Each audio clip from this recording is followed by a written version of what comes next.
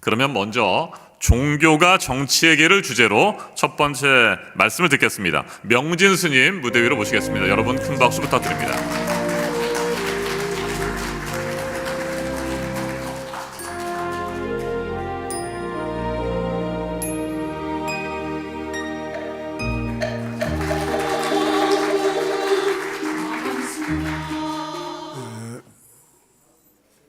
우선 바쁘신 중에도 참석해 주신 함세웅 신부님과 조현정 목사님, 그리고 그 외 여러분들 오신 분들께 고맙다는 감사 인사 드리고요. 특별히 윤미향 의원님은 그동안에 여러 가지 어려움 속에서 보수 언론과 국민의힘 이쪽에서 집단 린치를 당했음에도 불구하고 건강하게 이 자리에 참석해 주셔서 다시 한번 고맙다는 말씀 드립니다.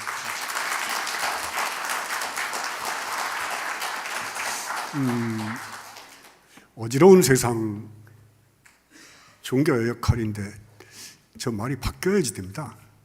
어지러운 종교, 이렇게 바꿔야 되겠죠. 그럼 세상은 어떤 역할을 해야지 될까? 어지럽게 만드는 종교인들을 퇴출시키면 됩니다. 그게 안 되는 거죠. 제가 무슨 특별하게 다른 종교에 대해서는 별로 이렇게 드릴 말씀은 없습니다만은, 대한불교 조계종은 요즘에 제가 자성불교 졸개종이라고 부릅니다. 자성의 졸개가 다 됐어요. 특별히 정치 권력과 결탁을 해서 결국은 이명박도 747 불교 지원단을 만들어서 대통령을 만들었고, 윤석열 이놈도 자성이 승려대회를 통해서 결정적 역할을 했습니다. 그리고 국가 예산을 얻어 쓰는데 많은 노력을 했기 때문에, 국가 예산을 얻어 써서 나눠주는 것 때문에 각 곳에 있는 본사 주지나 유명한 사찰 주지들이 자성한테 무릎을 꿇는, 그게 조계종의 현실이 되어버렸습니다. 물론 기독교도 전모 목사같이 부편 보수 세력에 붙어서 가진 연설을 다 하면서 생계를 유지하고 권력을 휘두르는 자도 있고, 천주교도 마찬가지입니다. 천주교도 정의구현 사제단 신부님들이 집회나 아니면 행사를 할 때 기득권을 갖고 있는 주교들이 반대를 하거나 못하게 막아서 못하는 경우도, 저는 깜짝 놀랐어요. 그나마 불교나 기독교나 천주교 중에, 여기 함신부님도 계시지만은 천주교에 대한 기대라든가 희망 같은 거, 이런 건 국민들한테 있었음에도 불구하고 이번 윤석열 정권 하에서 일어나는 일들을 보면은 천주교도 점점 더 그렇게 물들어가는구나 하는 생각이 듭니다. 저는 이 자리를 오면서 어떤 분들이 이 자리를 빌려줬을까? 김남국 의원님, 그리고 윤미향 의원님도 오시고, 추미애 의원님도 오시고, 양정숙 의원님, 최소한도 이분들은 검찰 캐비넷에 약점 잡혀 있는 분들은 아니라는 생각이 듭니다. 그리고 기독교나 불교나 천주교나 종교 권력에 눈치 안 보는 분들이라고 생각합니다. 안 그러면 이 행사 못 합니다. 어차피 종교가 정치에 하는 말이라고 하니까 그렇게 얘기를 만들어 나가겠습니다. 전 정치인들을 볼 때 수건, 행주, 걸레, 이렇게 세 가지로 분류를 합니다. 여기 오신 분들은 수건이 틀림없습니다. 얼굴 닦는 수건입니다. 행주, 요새 정의당도 행주급이 됐어요. 그리고 걸레가 있습니다. 근데 걸레는 두 종류로 갈립니다. 재래식 옛날에 화장실, 푸세식 화장실이죠. 더럽죠.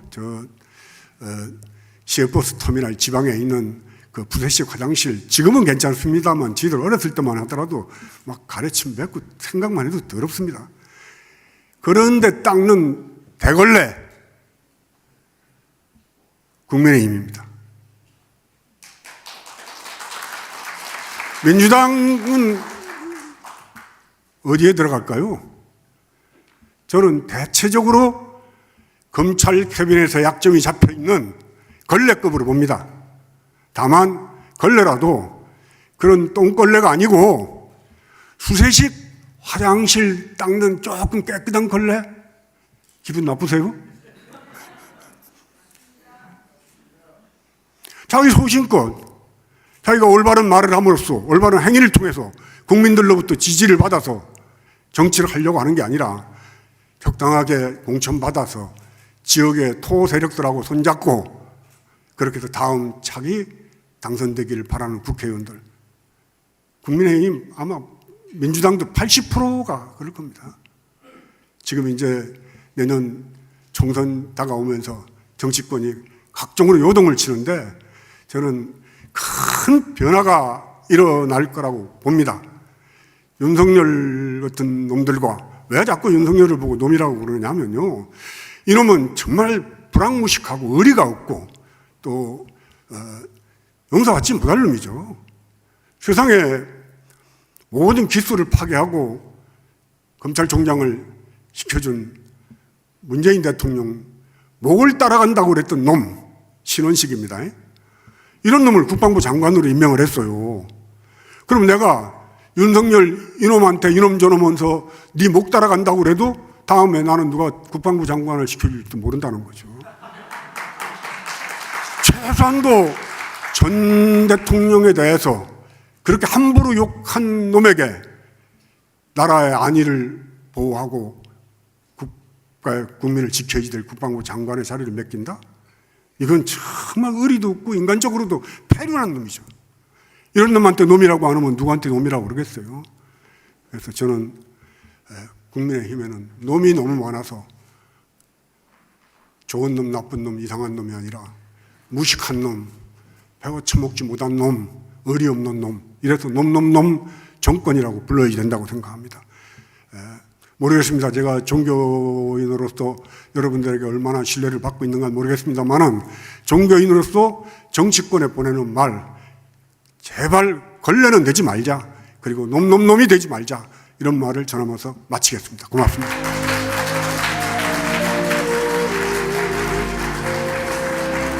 네, 명진 스님 말씀 잘 들었습니다. 종교계 자성이 필요하다는 말씀을 시작해 주셨고 또 우리 정치권을 향해 죽비를 들어주셨습니다.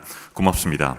자, 이번에는 두 번째 순서입니다. 종교가 정치에게를 주제로 함세웅 신부님께서 죄송합니다. 네, 두 번째 순서가 함세웅 신부님이신데, 네, 우리 목사님 네, 함세웅 신부님부터 말씀 듣겠습니다. 네.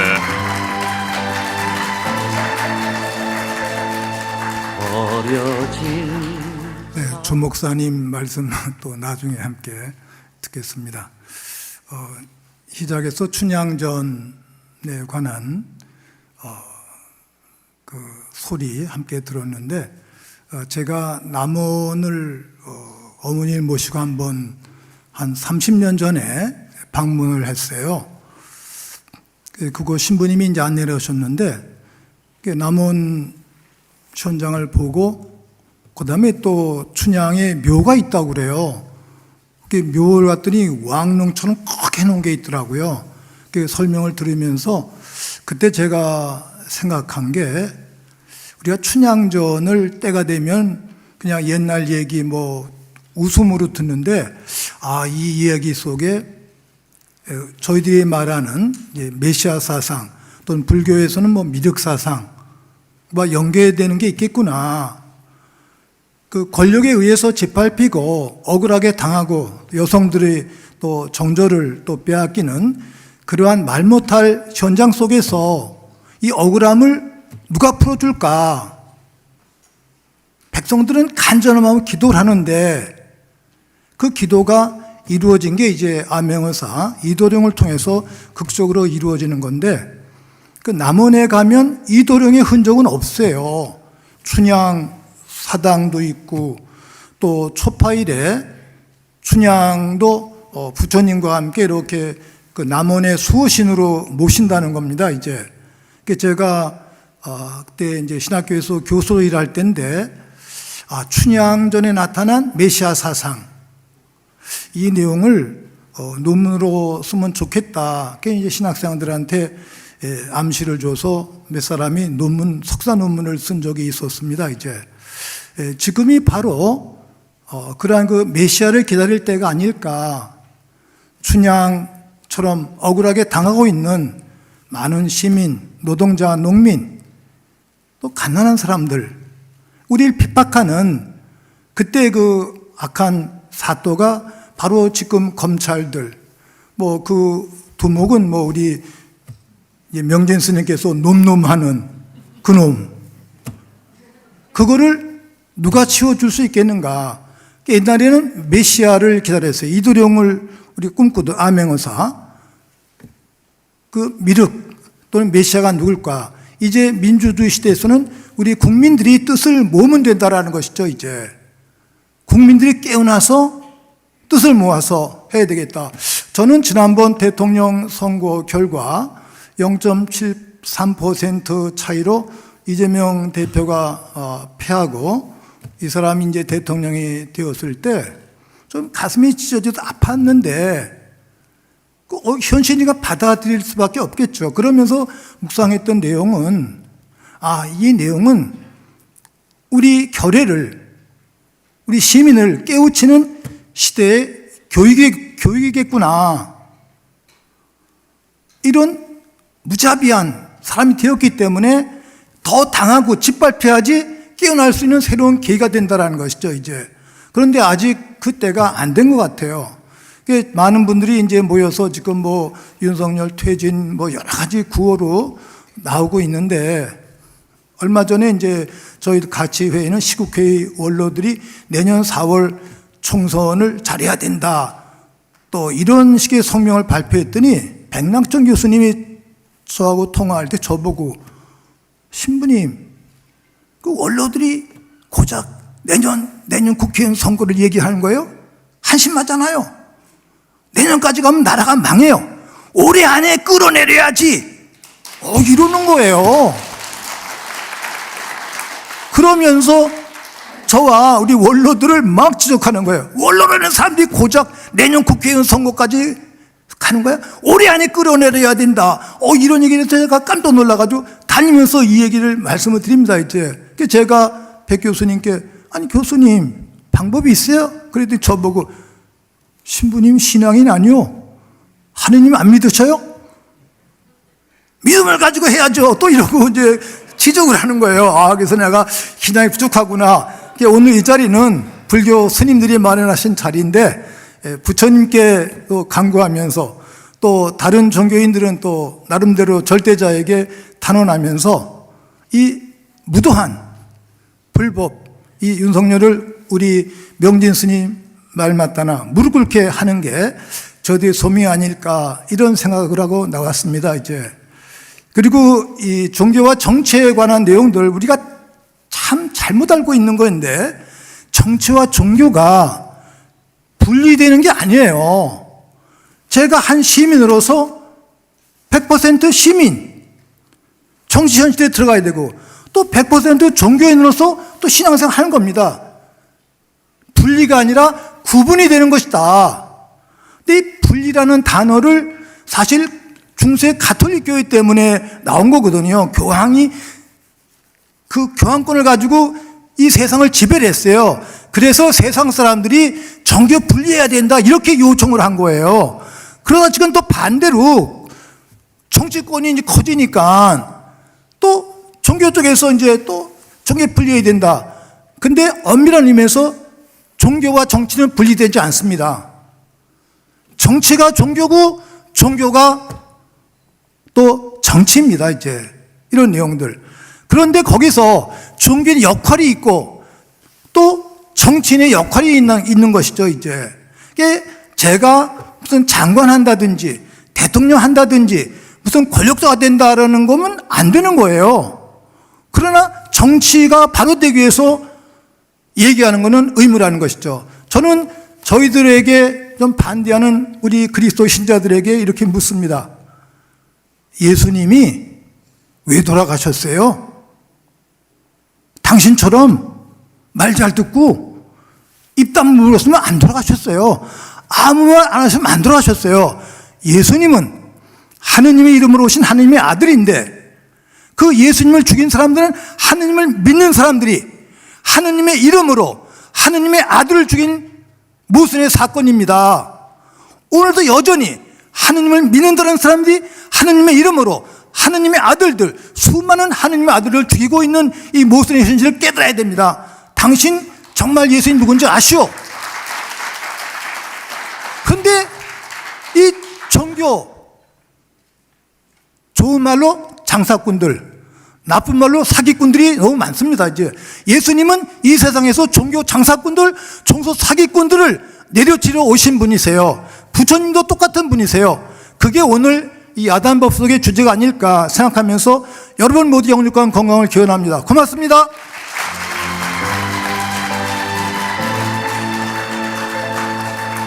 네, 함세웅 신부님 말씀 잘 들었습니다. 종교와 정치는 분리돼야 하는 것이 아니라 구분되어야 하고 정치인과 종교인의 역할이 그만큼 중요하다는 말씀 가슴에 새기겠습니다.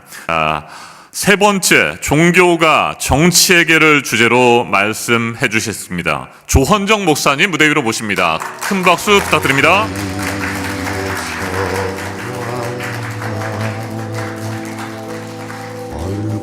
아까 제가 실례를 범한 것 같은데 아까 제가 왔을 때 영재 스님 바로 이어서 저보고 말 없이 속이 없더라 나가서 얘기하라고 그래가지고 그것만 생각했다가 이상하다 그랬습니다. 네, 그 두 분 말씀을 들으면서 그 명재 스님 이 걸레 얘기를 해서 그 상해 임시정부의 임시 국회의장도 하셨고 그 김일성 주석이 자기 생명의 은인이고 아버지라고 부르신 손종도 목사님의 그 설교 중에 제일 유명한 게 나는 걸레가 되는 목사가 되겠다. 이제 이런 그 당시에 그런 이제 말씀을 하셨습니다. 40년 전 제가 그 목사 안수를 받을 때 와서 설교하신 목사님이 이승만 목사님이시라고 초대 대통령 이름이 같긴 합니다만은 아버님이 감리교 목사로 평양에서 목회하시다가 공산당에 의해서 희생당했지만 그 이후에 빨갱이 목사라는 얘기를 들어가면서 미국에서 남북의 화해와 가교 역할을 하셨던 그분이 저에게 또 와서 걸레가 되라고 이렇게 목사 임시시에서 얘기를 했습니다. 사실 제가 목사가 되겠다고 할 때는 그 모 여자대학에서 그 배우자 희망 직업을 조사할 때 순경 아래 이발사 우위 17위였습니다. 근데 이제 우리 아마 윤명 의원님은 그때 아마 조금 늦게 이제 목사가 되려고 할 때는 90년대에는 3위까지 올라간 적이 있어요. 요즘은 이제 그런 순위 따지는 게 하지 않습니다만은 하여간 요즘 그 개신교가 가장 정말 손가락질 받는 이제 목사가 지금 되고 말아서 사실 이 자리가 자선과 회개의 소리가 돼야 되는 자리가 돼야 되는데 갑자기 정치인을 향해서 뭐 역할 얘기를 하라고 그래서 사실 그 함 신부님 말씀하신 대로 똑같은 제가 하고 싶은 말씀 똑같은 얘기입니다. 종교 분리가 아니라 사실은 한 인간에게 있어서는 종교 일치가 돼야 된다 이런 말씀입니다. 제가 80년대 초 미국에서 유니언 신학대학에서 공부를 할 때 그 당시 사형 언도를 받고 세계 인권단체의 압력을 받아서 김대중 전 대통령께서 미국으로 망명을 오셨습니다. 그때 유니언 신학대학에서 주는 메달상을 받게 되었는데 사실 유니언 메달상은 이제 뭐 한 대학이 주는 상이었지만 그때 당시에 남아프리카 공화국의 데스몬트 투투 주교도 그 유니온상을 받고 후에 두 분 다 노벨 평화상을 받았으니까 그런 이제 명예가 있는 상이었습니다. 그때 김대중 이제 선생님께서 오셔서 말씀하시는 가운데 자신은 카톨릭 신자로서 정치에 대한 깊은 신념을 갖고 있다 이렇게 말씀을 하셨어요. 그래서 그때는 뭐 유신 독재라든가 뭐 이승만 독재라 이런 걸 겪어온 사람이라다 보니까 정치 혐오 세대거든요, 사실은. 그래서 종교인으로서 정치인이 같은 이런 일치를 얘기할 때 굉장히 제가 그때 당시에는 반감을 갖고 있었고 동의하지 못했습니다. 물론 조금 생각이 달라졌습니다만은. 그리고 이제 제가 또 존경하는 문동환 목사님은 목사로서 신학자로서 후에 국회의원이 되셔서 활동하셨던 정치인으로 큰 업적을 남기셨죠. 그래서 사실 김대중 대통령께서는 정치인으로 출발하셔서 어떤 종교적 신념을 갖고 계셨고, 문동환 목사님은 종교인으로서 출발했지만 정치인으로서 큰 신념을 갖게 되어서 사실 두 분은 같은 길을 걸으면서 서로 이끌어주는 그런 관계를 갖게 되었습니다. 사실 성서의 이제 예언서가 가장 큰 부피를 차지하고 있고 또 예수도 당시에 한 예언자로 불렸습니다. 예언이라고 하는 것은 미래를 점치는 그런 얘기가 아니라 예언서의 가장 핵심적인 것은 권력자와 부자에 대한 비판이었습니다. 사실 교회도 종교도 돈이 들어가면서 망가지고 말았고, 사실 뭐 세계 뭐 자유민주주의의 뭐 근거라고 자랑하는 미국도 지금은 완전히 데모크라시가 아니라 크립토크라시, 돈주주의가 되고 말았습니다. 그래서 가끔 성공한 기업가들이 대통령이 되는 경우가 있는데, 이 사람이 대통령이 되면 나라가 부자 국가가 되고 그래서 자기도 덩달아 부자가 될 것이라고 하는 환상 때문입니다. 그런데 문제는 이런 정치인이 되면 우리 인간은 인생의 깊은 의미를 찾는 하늘을 바라보는 그런 사람이 아니라 개나 돼지꼴이 되고 맙니다. 예전에는 종교의 힘이 강하였다지만 요즘은 SNS 시대의 정치가 훨씬 더 큰 영향력을 행사하고 있습니다. 제가 사는 지역도 그러지만 광화문 내거리에 상시적으로 걸리는 어느 당의 현수막을 보면 정말 혐오증이 일어나서 그냥 구역질이 올라올 만큼 정말 그런 혐오감을 갖게 되는데, 물론 거기에 현혹되는 국민도 문제이지만 우리 정치인들이 좀 더 국민을 좀 더 나은 사람으로, 읽으면 마음이 따뜻해지는 그런 현수막, 희망이 생기는 현수막, 서로가 서로를 향한 격려와 사랑이 넘치는 그런 현수막이, 문구가 좀 새겨지는 그런 현수막이 우리나라의 곳곳에 많이 걸렸으면 좋겠다는 제 당부의 말로 제 종교인이 정치해드리는 얘기로 역할을 마치겠습니다. 고맙습니다.